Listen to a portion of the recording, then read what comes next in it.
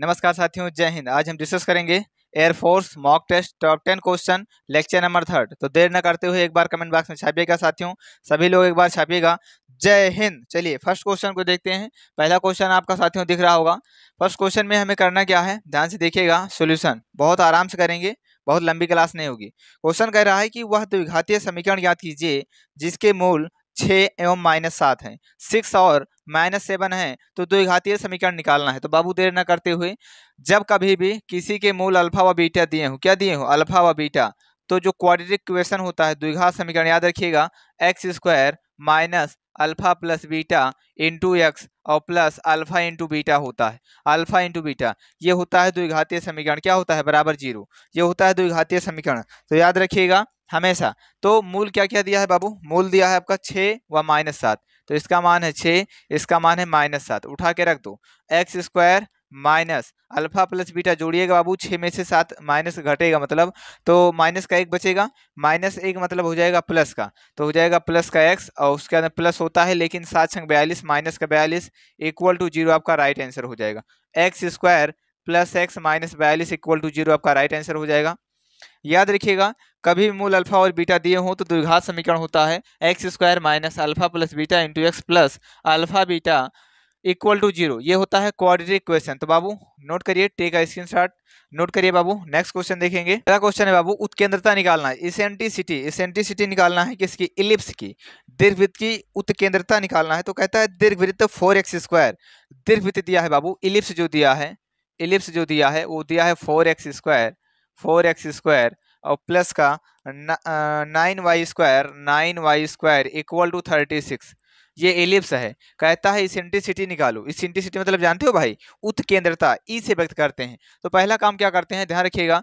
पहले तो जो इसका जनरल फॉर्म होता है वो होता है x square upon a square plus y square upon b square equal to 1 होता है। ये होता है ये होता है इलिप्स का जनरल फॉर्म, इलिप्स का समीकरण होता है। अच्छा, जब ए बड़ा हो बी से, तो इसेंट्रिसिटी कैसे निकलती है, बी स्क्वायर बराबर होता है ए square into 1 minus E square, B square बराबर होता है ए square into 1 minus E square. ये फार्मूला होता है भाई, यही ई उत्केंद्रता होता है। तो देखेंगे भी, पहली बात तो इस जनरल फॉर्म में इसको लाएंगे। बहुत आराम से समझा रहे हैं, परेशान नहीं होना बाबू। मोहतरमा जी 36 से भाग दीजिए, 36 से भाग दोगे तो हो जाएगा x square upon 4 9 36 plus y square upon 9 चौक 36 और बराबर का 1। बाबू यहाँ से ए स्क्वायर 9 है, ए स्क्वायर 9 है, बी स्क्वायर 4 है, तो ए का मान 3 आएगा, बी का मान 2 आएगा। ये है ए स्क्वायर, ये आपका क्या होगा, ए स्क्वायर, और ये होगा आपका बी स्क्वायर, यानी ए बड़ा है बी से। आपको वहां दर्शाना नहीं है कौन बड़ा है कौन छोटा, डायरेक्ट लगाना है यार। तो लगाओ ना, डायरेक्ट लगाते हैं, ए बड़ा है बी से, तो बी स्क्वायर बराबर, इसी फार्मूला को, बी स्क्वायर मतलब 4 और बराबर हो जाएगा ए स्क्वायर मतलब 9, ये ए स्क्वायर है, 9 इंटू 1 माइनस ई स्क्वायर। बाबू 4/9 बराबर का 1 माइनस ई स्क्वायर। अब यहाँ से अगर देखें ई स्क्वायर इधर ले आइए तो ई स्क्वायर बराबर हो जाएगा 1 और माइनस का 4/9, यानी 4 करना हम 4 में से 5 घटेगा, 5/9 कितना हो जाएगा, 5/9।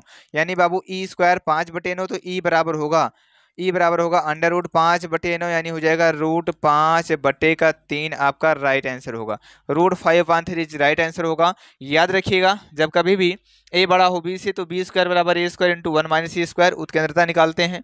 और जब कभी भी बी बड़ा हो ए से, तो यहाँ ए स्क्वायर बराबर B square into 1 minus E square हो जाएगा। ये होता है general form of ellipse, ellipse का, दीर्घवृत्त का ये व्यापक समीकरण होता है। तो नोट करिए बाबू। नेक्स्ट क्वेश्चन देखेंगे। क्वेश्चन है साथियों, समांतर रेखाएं हैं, समांतर रेखाओं के बीच की दूरी।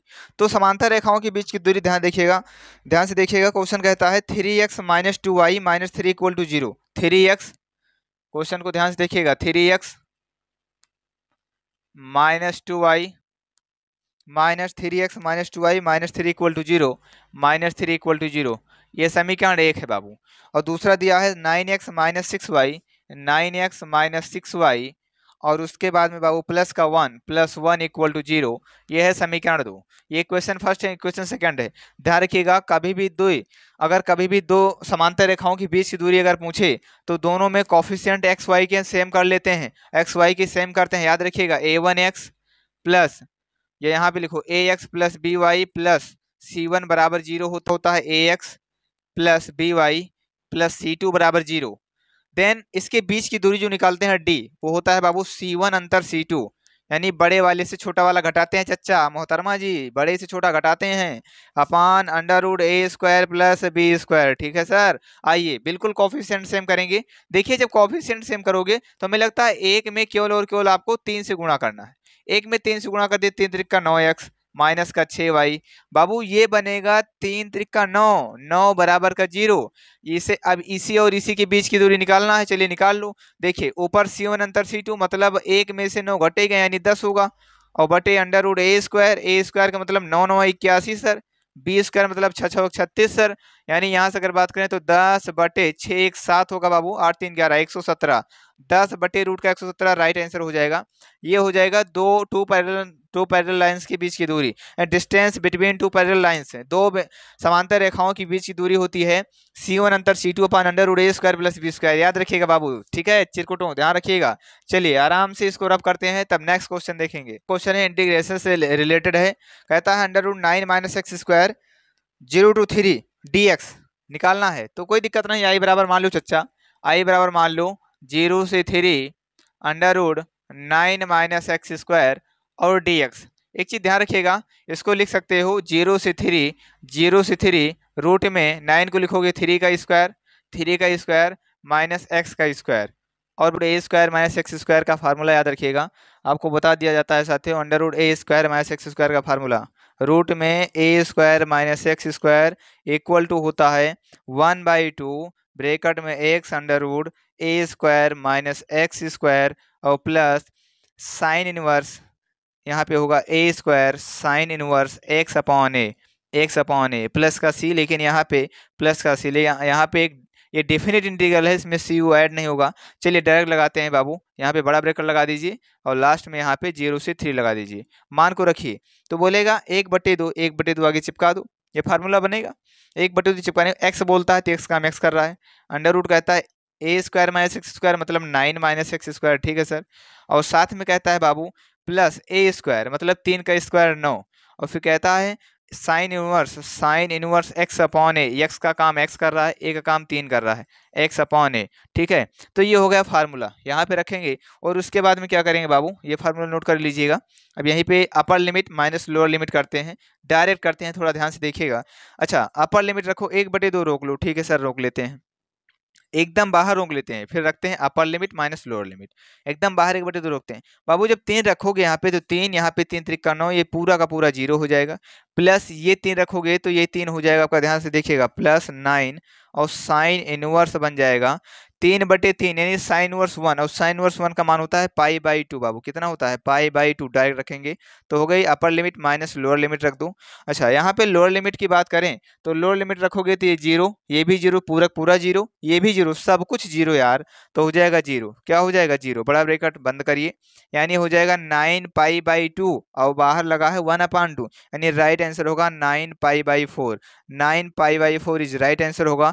बहुत इंपॉर्टेंट क्वेश्चन है साथियों, थोड़ा धीमे से बताएं कि आपके समझ में आए, अदरवाइज फास्ट करना होगा एग्जाम में बहुत तेजी के साथ, आपको दिख नहीं रहा होगा बाबू, लेकिन इसका राइट आंसर आएगा 9 π/4, सॉरी 9 π/4 आपका राइट आंसर होगा। देखिए नेक्स्ट क्वेश्चन देखते हैं, 5 देखिएगा, माध्यिका निकालना है मीडियन, तो आइए निकालते हैं। लिखा है 31 18 20 41 19 37 34 की माध्यिका निकालो। तो यार पहले तो जो कह रहा है उसको हम या तो बढ़ते क्रम में लिखेंगे या तो घटते क्रम में लिखेंगे, चाहे जैसे तो कोई दिक्कत है नहीं। चलिए बढ़ते क्रम में लिखते हैं बाबू, ठीक है, असेंडिंग या डिसेंडिंग किसी में लिखना पड़ेगा। तो बढ़ते क्रम में इसमें सबसे छोटा है 18, सबसे छोटा है बाबू 18, और 18 के बाद की बात करें तो 19 है, देन 20 है, 18 के बाद 19 है, 19 है, 19 के बाद 20 है। अच्छा 20 के बाद क्या है भाई, 20 के बाद है इसमें आपका 31, 31 है, 31 है, उसके बाद में क्या है भाई 31 के बाद है 37, 31 के बाद है 34, 34 के बाद है 37, और 37 के बाद क्या है, 37 के बाद है भाई 41, 41 है, कितना है 41, कितने हैं 1 2 3 4 5 6 7। तो बाबू अगर पदों की संख्या n अगर इबन है तो जो माध्यिका होती है 1/2 n/2वां पद प्लस n/2 प्लस 1वां पद, ठीक है। लेकिन अगर ऑड है, n बराबर यहाँ पे ऑड है, तो n बराबर अगर ऑड है तो होता है n + 1/2 पद। तो हो जाएगा इसकी माध्यिका, जो माध्यिका होगी, जो मीडियन होगी भाई, माध्यिका जो होगी होगी 7/1, 7+1/2 वहाँ पद nth पद होता है भाई। तो यहाँ पे हो जाएगा आपको कितना, 8/4 यानी चौथा पद, फोर्थ पद होगा, फोर्थ टर्म होगा। चौथा क्या है, 1 2 3 4, 31 आपका राइट आंसर होगा। कितना भाई, 31 इज राइट आंसर। ठीक है, नेक्स्ट क्वेश्चन देखते हैं। तो देखिए साथियों, नेक्स्ट क्वेश्चन है इंटीग्रेशन से रिलेटेड है। EX इंटीग्रेशन EX ब्रैकेट में लिखा है 10x plus sec square x, घिसा पीटा क्वेश्चन है यार। लिखा है e की पावर x, आई बराबर लिखा है e की पावर x, ब्रैकेट में लिखा है 10x और प्लस का सेक स्क्वायर एक्स dx, यानी इंटीग्रेशन करना है। तो एक फार्मूला होता है, घिसा पीटा फार्मूला है, बड़ा चर्चित फार्मूला है, ध्यान से देखिएगा।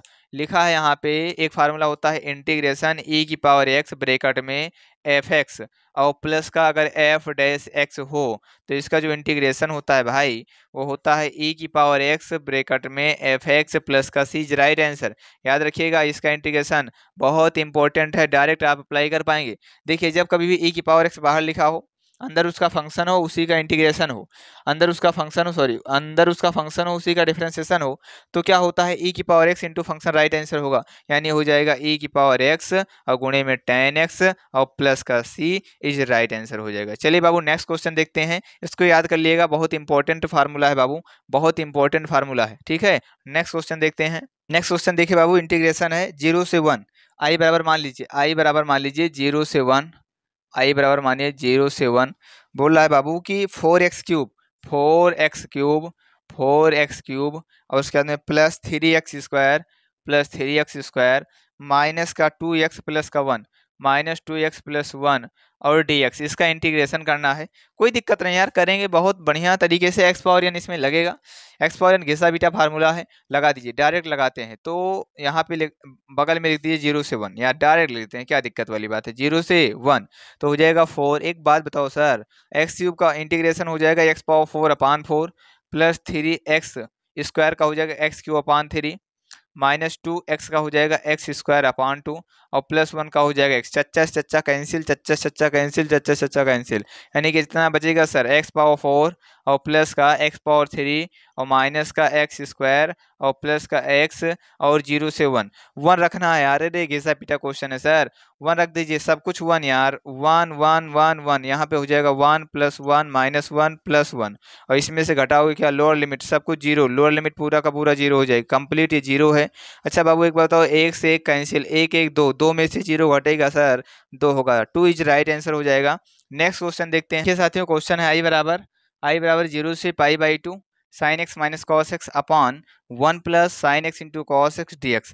यार इसमें प्रॉपर्टी नंबर 4 लगा दीजिए, प्रॉपर्टी नंबर 4 लगाओगे डायरेक्ट, यार ढंग से देखिएगा, जहां जहां प्रॉपर्टी नंबर 4 कहता है कि 0 से a f(x) dx बराबर होता है 0 से a F A minus x D x, यानी अपर लिमिट माइनस एक्स, जहां जहां पे एक्स होता है वहां वहां अपर लिमिट माइनस एक्स रखते हैं। ठीक है सर, आइए रखेंगे। एक बात बताओ, यहाँ पे इसको इक्वेशन फर्स्ट मान लो, इसको इक्वेशन फर्स्ट मान लो, प्रॉपर्टी 4 लगाओ तो लिमिट तो वही रहेगी 0 से π/2, साइन एक्स के जगह पे हो जाएगा, जहां जहां इसमें एक्स है वास्तव में वहां होगा π/2 माइनस एक्स, क्योंकि अपर लिमिट कितना है π/2, तो π/2 माइनस एक्स रखोगे तो साइन हो जाएगा कॉस एक्स। कितना हो जाएगा, क्योंकि साइन 90 माइनस थीटा होता है cos theta, minus cos 90 minus theta होता है साइन थीटा, साइन एक्स हो जाएगा मेरे भाई, अपान में 1 तो 1 ही होगा चच्चा, और प्लस ये साइन कॉस में चेंज हो चुका होगा और ये कॉस जो है साइन में हो चुका होगा। इसको लिख दीजिए समीकरण 2। अगर समीकरण 1 और 2 को चिपका दें, समीकरण 1 से 2 को चिपका दिया जाए, कितना बनेगा सर, ध्यान से देखिएगा, इधर बनेगा 2i, इधर बनेगा इंटीग्रेशन 0 dx। देखो सर सब कुछ कैंसिल, हर दोनों में बराबर है, sine negative sine positive, sorry sine positive sine negative cos positive, दोनों ऊपर 0 बन जाएंगे, यानी राइट आंसर हो जाएगा 0, यानी आई बराबर 0, यानी इसका इंटीग्रेशन जो होगा 0 होगा बाबू। नेक्स्ट क्वेश्चन देखते हैं साथियों, ऑर्डर और डिग्री से रिलेटेड है, कहता है कोटि और घात बताइए। तो कोटि और घात देखिएगा, यहाँ पे कोटि और घात बताने के लिए एक चीज का होना बहुत जरूरी है कि घात जो हो वो भिन्नात्मक ना हो, घात फ्रैक्शन नहीं होनी चाहिए। अगर घात भिन्नात्मक है तो डिग्री और ऑर्डर हम नहीं बताएंगे, तो पहले उसको भिन्नात्मक को बदलिए। देखिए सर यहाँ पे 2/3 है, सर यहाँ पे 2/3 है, यहाँ का दोनों पक्षों का क्यूब कर दिया जाए, दोनों पक्षों का क्यूब कर दोगे सर तो यहाँ पे हो जाएगा होल क्यूब, यहाँ पे क्या हो जाएगा होल क्यूब, ये 3 खत्म हो जाएगा, ये 3 आपका खत्म। अब क्या करते हैं, जिसमें सबसे ज्यादा बार डेरिवेटिव लिखा हो वो तो हमारा ऑर्डर हो जाता है, और उसी की घात हमारी घात कहलाती है। तो इसका जो ऑर्डर है, जो कोटि है सर, कोटि भी कितना है, कोटि जो है वो है सर 3, कोटि भी 3 है, और सर जो घात है, जो घात है वो भी 3 है, इसकी घात। ठीक है, मैक्सिमम जहां भी डेरिवेटिव हुआ हो वही आपका ऑर्डर हो जाता है, और मैक्सिमम डेरिवेटिव की जो पावर है वही आपकी डिग्री हो जाती है, घात हो जाती है। तो साथियों नेक्स्ट क्वेश्चन देखते हैं। तो देखिए साथियों, ये आपका है समाकलन का अनुप्रयोग। समाकलन के अनुप्रयोग में हम बात करते हैं, कहता है दो परवलयों का क्षेत्रफल, दो परवलयों के बीच का क्षेत्रफल।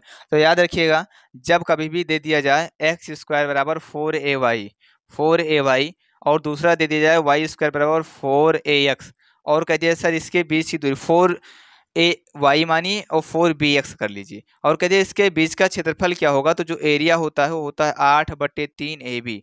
8/3ab ध्यान रखिएगा, ये शॉर्ट फॉर्म है, अदरवाइज आपको बनाने में, लिमिट लेने में काफी टाइम लगेगा, इसलिए डायरेक्ट याद रख लीजिए 8/3ab। तो साथियों अगर यहाँ पे देखिए 4a बराबर 24, तो a बराबर कितना आएगा 4a, 4 गुना 24, तो एक कितना आएगा सर 6, a का मान आएगा 6। अगर सर 4b बराबर 36, तो b बराबर कितना आएगा 9, 4 9 36। सर कहता है इसका जो एरिया होगा वो कहता है 8/3ab, a का मान 6, b का मान 9, सर 3 दूनी 6, और सर हो जाएगा 8 दूनी 16, 16 9 144 आपका राइट आंसर हो जाएगा। 16 9 144 स्क्वायर यूनिट, वर्ग मात्रक स्क्वायर यूनिट आपका राइट आंसर हो जाएगा भाई 144। ठीक है साथियों, तो यहाँ तक समझ में आया होगा, कोई दिक्कत है तो कमेंट बॉक्स में छापिएगा। ये आपके टॉप 10 क्वेश्चन थे, और क्लास कैसी लगी एक बार कमेंट बॉक्स में छापिएगा। और साथियों अगर पहली बार जेसीसी परिवार से जुड़े हो तो वही लाइक शेयर कमेंट करना ना भूलें। फिर मुलाकात करते हैं लेक्चर नंबर 4 में टॉप 10 क्वेश्चन के साथ। तब तक के लिए नमस्कार, जय हिंद।